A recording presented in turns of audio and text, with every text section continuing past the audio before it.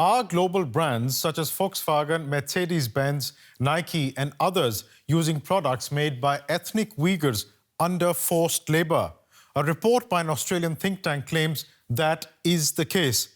The Australian Strategic Policy Institute says at least 80,000 Uyghurs have been forcibly transferred out of Xinjiang to factories in China that make products for global brands. Xinjiang in China's northwest is where China has allegedly detained some 1 million Uyghurs in detention camps ostensibly to fight terrorism. The report also says some of these 80,000 Uyghurs were transferred from detention camps to the factories.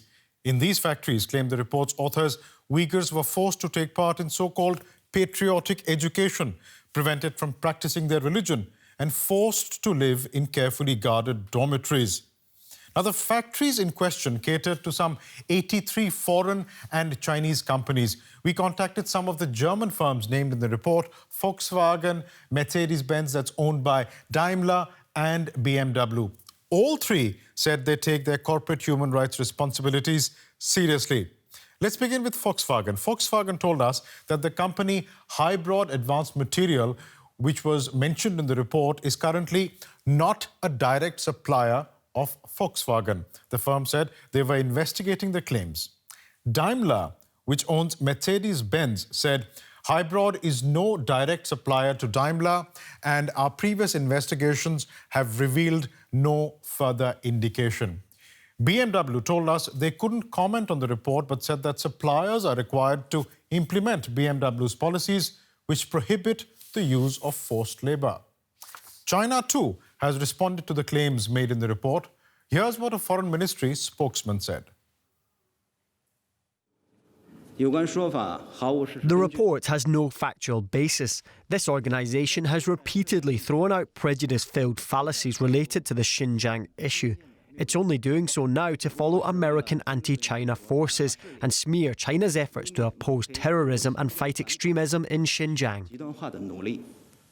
Joining me now, the co-author of the report from the Australian Strategic Policy Institute, Dr. James Leibold. Dr. Leibold, welcome. It's good to have you on the program with us. Now, the Chinese government has said that this report has no factual basis.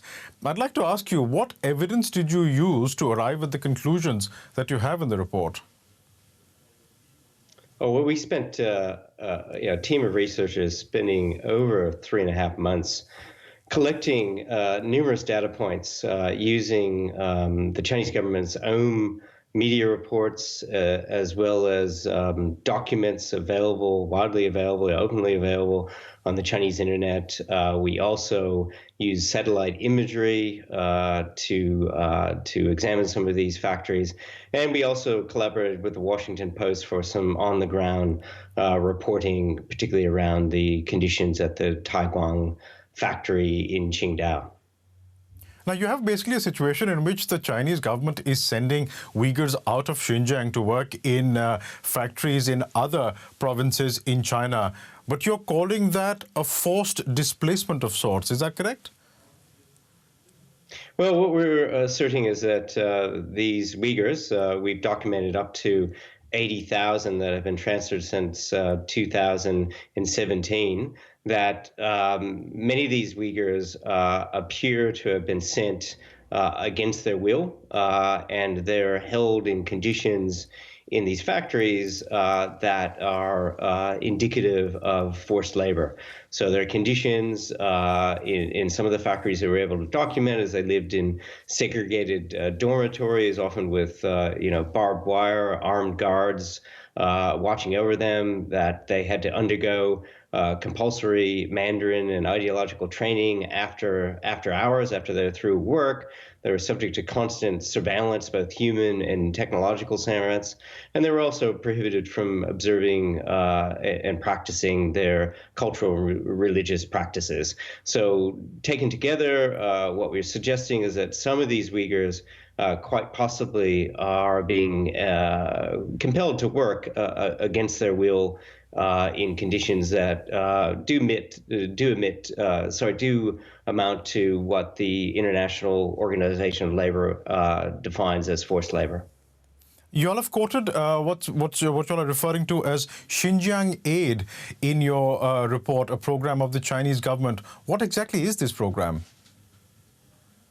Yeah, well, so this is a long-standing program. So really, since the 1950s, when the Chinese Communist Party came to power in the People's Republic of China, they have been cross-subsidizing frontier regions like Xinjiang and Tibet by massive fiscal transfers. So even to this day, about 60% of Xinjiang's budget comes from transfers of money outside of Xinjiang. So this comes both from central government, but as well as from regional governments, wealthy coastal cities like Shanghai, and also increasingly companies. So there's lots of pressure brought to bear on companies to contribute to Xinjiang Aid, to bringing Xinjiang firmly into the motherland and advancing the party's agenda for economic development, but also re-education and transformation in Xinjiang. From the way you're describing it, it almost sounds like an extension of the policies that the Chinese government is implementing in Xinjiang, particularly with respect to the detention of up to 1 million Uyghurs in detention camps. Is this an extension of that policy? Yes, I see it as a kind of re-education 2.0, and part of the reason this is occurring is the campaign to a mass detention campaign of over 1 million Uyghurs has kind of run its course. It's received international criticism. It's highly expensive, and so the party state wants to move to the next phase, which is bringing people back into productive labor. And distributing the cost of re-education across the country. And so what we're seeing is, as I said before, that these workers in these factories will do productive labor during the day, for which they will be paid, although there are questions about whether they're paid a fair and equal rate. Right. But in the evenings as well, they will have to undergo continued patriotic education, Mandarin language training, training in Chinese laws and how to adopt to Chinese norms, even hygiene norms of how to take a shower daily, how to dress properly, how to be a good kind of modern citizen. We'll leave it there for the time being. Dr. James Leibold, thank you so much for speaking to us.